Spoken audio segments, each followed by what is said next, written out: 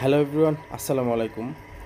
কেমন হয় কক্সবাজারের মতো একটা জায়গাতে আপনি মাত্র ১,৫০০ টাকায় একদিন এবং ৩ বেলা খাবার সহ পান এবং এমন একটা সুন্দর রিসোর্টে নিরিবিলি পরিবেশে থাকতে পারেন, তাহলে কেমন হবে আপনার কাছে?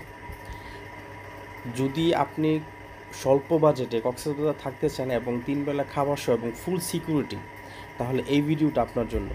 আশা করি ভিডিওটা শুরু থেকে শেষ পর্যন্ত দেখবেন এবং ভালো একটা আইডিয়া পাবেন ইনশাল্লাহ। তাহলে চলুন আজকের ভিডিওটা শুরু করা যাক।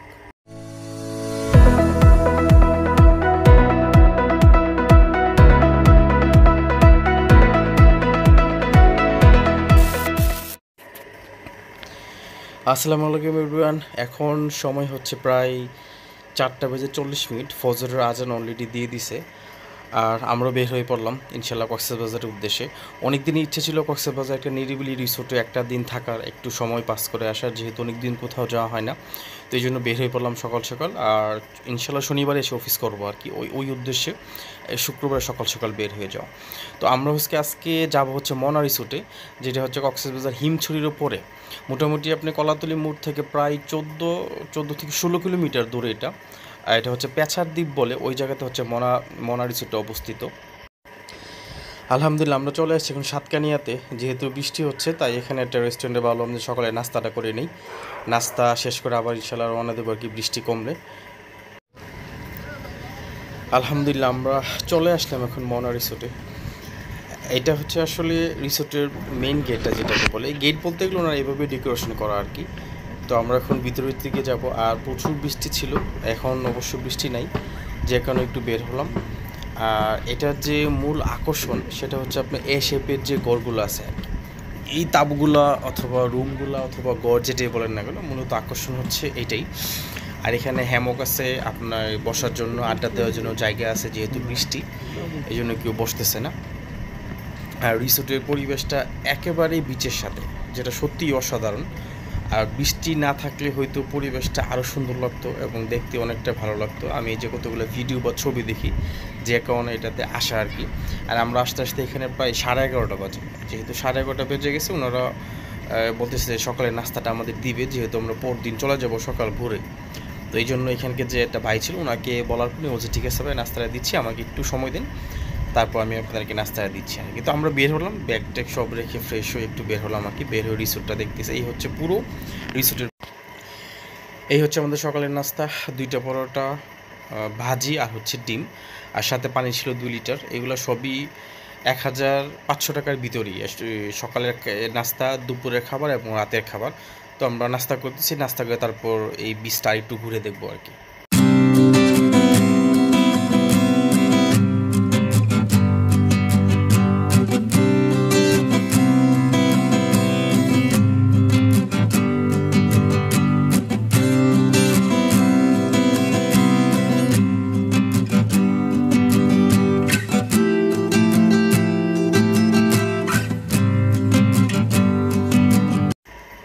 এই হচ্ছে এ শেপের যে ঘরগুলো আছে বা রুমগুলো আছে, এটার অবস্থা। উপরে একটা অ্যাডজাস্ট ফ্যান আছে, এই পাশে একটা জানলা আছে এবং 2টা বালিশ এবং কিংসের একটা বেড আছে, যেখানে 3জন অনায়াসে থাকতে পারবেন। এবং ছোট একটা সামনে বারান্দার মতো আছে, ছোট একটা ফ্যান আছে, একটা চার্জ দেওয়ার জন্য একটা পোর্ট আছে আর কি। আর রিসোর্টের যে ওয়াশরুমটা, সেটা আমার কাছে খুবই ইউনিক লাগছে এবং একটু অসাধারণ। কেন অসাধারণ লাগবে সেটা আমি আপনাদেরকে বলতেছি। রিসোর্টে কোনো এই রুমের সাথে কিন্তু অ্যাডজাস্ট ওয়াশরুম নাই, এটা হচ্ছে আপনার কমন একটা ওয়াশরুম। প্রায় এখানে 4টা থেকে 5টা ওয়াশরুম আছে, হাই কমোড এবং লো কমোড 2টাই আছে। এটা হচ্ছে একটা লো কমোড। এটা ইউনিক হচ্ছে এই জন্য, এই যে দেখে নিচেতে একটু পাথর দেওয়া আর কি, এই জন্য আমার কাছে একটু ইউনিক লাগছে। এবং বিভিন্ন কারুকাজ করা, রং দেওয়া, এবং প্রত্যেকটা ওয়াশরুমেই পর্যাপ্ত টিস্যু, তারপর হচ্ছে হ্যান্ড ওয়াশ এবং বালতি ছিল, মগ ছিল, মানে পরিপূর্ণ ছিল আর কি সবগুলো। তো এই জন্য আসলে আমার কাছে ওদের যে সার্ভিসটা আছে ওয়াশরুমের, কমন ওয়াশরুম হলেও সেটা খুবই অসাধারণ লাগছে। আর অনেকেই এখানে আসলে নিরিবিলি সময় কাটাতে পারবেন এখানে। মূলত এটা কোনো জমজমাট এরিয়া না, যেহেতু কক্সবাজার শহর থেকে একটু দূরে, তো সেক্ষেত্রে একটু নিরিবিলি পরিবেশ, সিমসাম একটা পরিবেশের মধ্যে। এটা হচ্ছে ওনাদের জুম ঘরটা। আসলে কাজ পরিপূর্ণ শেষ হয় নাই, তারপরও এক যে ভাই আছে ওনাকে বললাম যে ভাই আপনাদের জুম ঘরটা একটু আমাকে দেখান, কারণ আমি ওনাদের পেজের অনেকগুলো ভিডিও এবং ছবি দেখি জুম ঘরটার। তো এই হচ্ছে ওনাদের জুম ঘরটা। জুম ঘরটার প্রাইসটা কত আসলে আপনি ফোন করে জানতে হবে ওনাদের কাছ থেকে।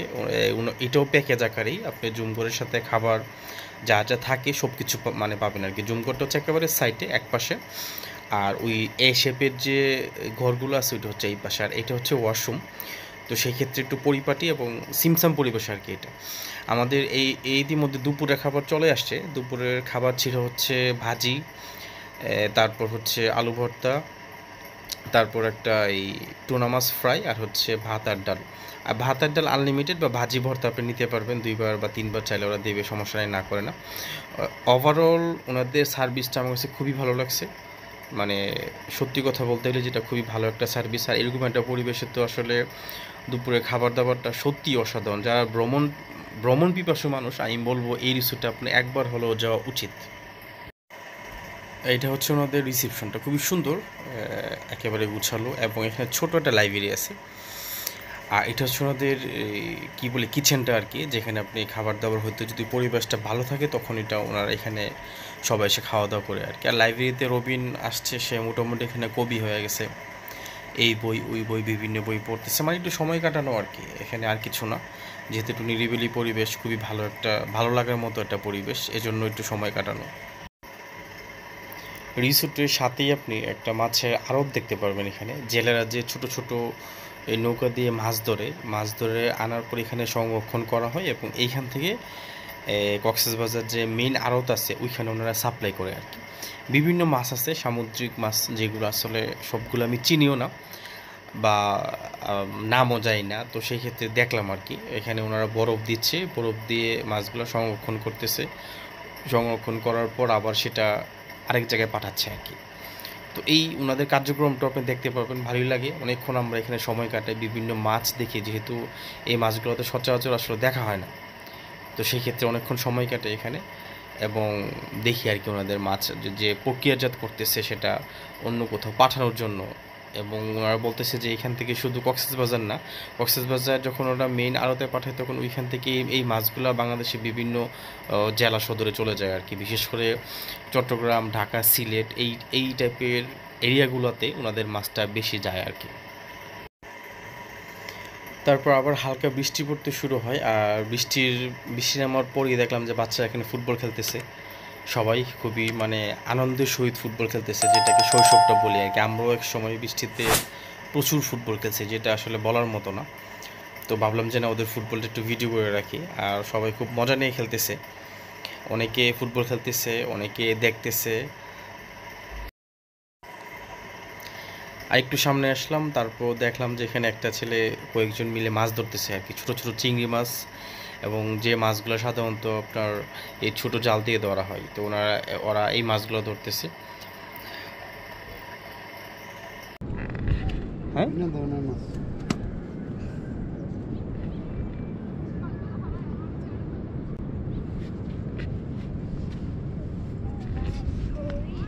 এটা কি সাপ?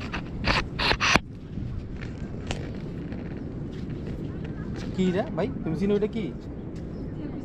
বুঝছে না?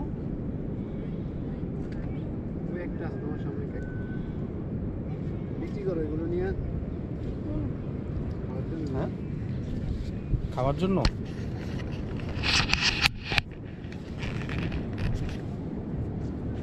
ডোনটা নিয়ে আসতে হবে, রোদুদ আসতো, ডোনটা একটু লাগে, কষ্ট করে আনছি বন্ধু।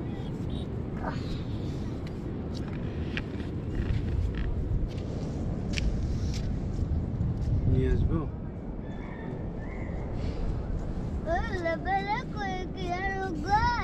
বাইক আছে আপনার, সমস্যা নেই। একটু যে মামার বাসা আছে তো এখানে, আমার পুলিশ এসআই এখানকার। আচ্ছা আচ্ছা, ওনার বাসায় গিয়ে থাকবো আর কি রাতে। এমনি কি কোনো সমস্যা বা না? না, কোনো কিছু না ভাই, কোনো কিছু না।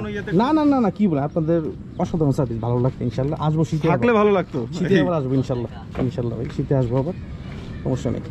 বৃষ্টির জন্য আসলে গেস্টের খোঁজ খবর নিতে পারতেছি না, আমরাও আটকা পড়ছি এই জায়গায়। গেস্টও যাচ্ছে রুমে আছে, বা গেস্টের একটা প্রাইভেসি বলে কথা আছে, যে কারণে বারবার ইয়ে করা। না না, ওইটাই ভাই, সমস্যা নেই ভাই, না ভাই, ইয়ে করা আমার বৃষ্টি দিয়ে সমস্যা হচ্ছে।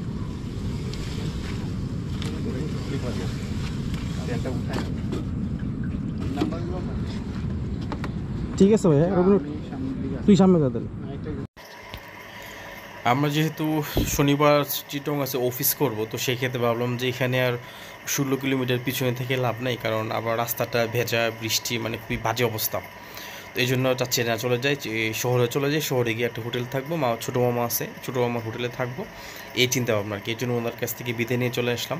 আর খুবই ভালো এই বায়াটা, এখানকার মেবি ম্যানেজার উনি, খুবই ভালো। এখানকার যে 2জন বা 3জন যাই আমরা স্টাফ দেখলাম, ওদের ব্যবহার, ওদের কথাবার্তা সব কিছু খুবই অসাধারণ। আপনি চাইলে আসতে পারেন, আপনি ঘোরাফেরা করে যেতে পারেন। এবং হচ্ছে আর দ্বিতীয়ত হচ্ছে, যদি আপনি ফ্যামিলি নিয়ে আসতে চান, ফ্যামিলি নিয়ে নিরাপদ কিনা, হ্যাঁ এখানে 100% সিকিউরিটি, নিরাপদ থাকবে। এবং দ্বিতীয়ত হচ্ছে ওনাদের রাতের বেলা এখানে সিকিউরিটি গার্ড থাকে, তো সেজন্য এই জায়গাটা আরও সিকিউর। আর মূলত একটা পর্যটন এরিয়াতে, বিশেষ করে কক্সবাজারের মতো এরিয়াতে আপনি এই, ওনার তো মূলত হচ্ছে প্রফেশনাল, আপনি যে কোনো রিসোর্টে উঠেন না কেন, ওনারা যেহেতু প্রফেশনাল, তো সেই ক্ষেত্রে এখানে আশা করি ওরকম কোনো বড় ধরনের প্রবলেম হবে না। আর দ্বিতীয়ত হচ্ছে এই ডান পাশে একটা রিসোর্ট ছিল, এবং একটু দূরে হচ্ছে ক্যাম্পিং কক্স, সেক্ষেত্রে এক একটা রিসোর্ট মোটামুটি কাছাকাছি দূরত্ব আর কি, বেশি দূরত্বে না। তো সেক্ষেত্রে আপনি ফ্যামিলি নিয়ে আসতে পারেন এবং থাকতে পারেন। আর রাস্তাটা একটু মানে কাদা হয়ে গেছে বৃষ্টি হওয়ার কারণে, তারপরেও আলহামদুলিল্লাহ বাইক নিয়ে চলে আসছি। এখন চলে যাবো শহরে, শহরে গিয়ে ইনশাল্লাহ রাতটা থাকবো আমরা, রাতটা থাকার পর শনিবার সকাল ভোরে রওনা দিয়ে ইনশাল্লাহ অফিস করবো আর কি।